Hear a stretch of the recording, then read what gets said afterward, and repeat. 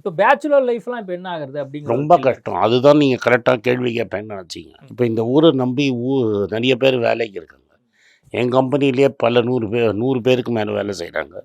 எல்லோரும் வெளியூர்லேருந்து வந்திருக்கிறாங்க. இப்போ நீங்கள் கோயம்புத்தூர் திருச்சி பக்கத்துலேருந்து வந்திருக்கிறீங்க.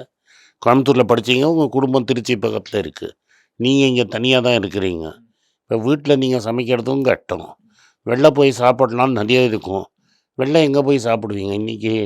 இப்போ இங்கே இருக்கிற நம்ம ரூமில் இருக்கிற பல பேர் என்ன சொல்கிறாங்க, முன்னாடி கார்த்தால ஒரு டிஃபன் வந்து ஒரு ரூபாய்க்கு 100 ஒரு பிரேக்ஃபாஸ்ட் இதுன்னு. இன்றைக்கி அவன் என்ன சொல்கிறான்னா, சாம்பார் கேட்காதீங்க, சாம்பார் இல்லை.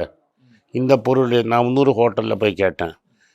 என் நண்பர் அவர், நான் அந்த ஸ்பெஷல் ஐட்டம்லாம் போடுறதில்ல. இன்றைக்கி சாயங்காலத்துலேருந்து தோசை போட முடியாது, ஏன்னா தோசைக்கு வந்து அது எரிஞ்சிக்கிட்டே இருக்கணும்னு.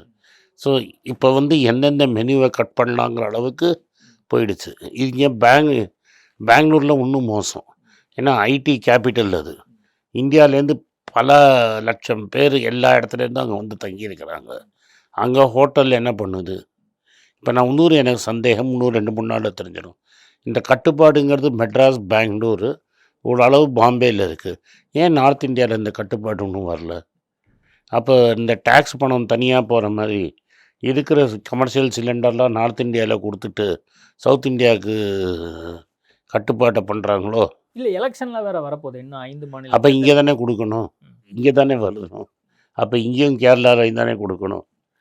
அதெல்லாம் அவங்களுக்கு கிடையாது. நம்ம இங்கே வந்து பிஜேபி ஒன்றும் பண்ண முடியாதுன்னு தெரிஞ்சப்புறம் எங்கே தேவையோ அங்கே கொடுக்குறாங்களான்னு எனக்கு ஒரு சந்தேகம்.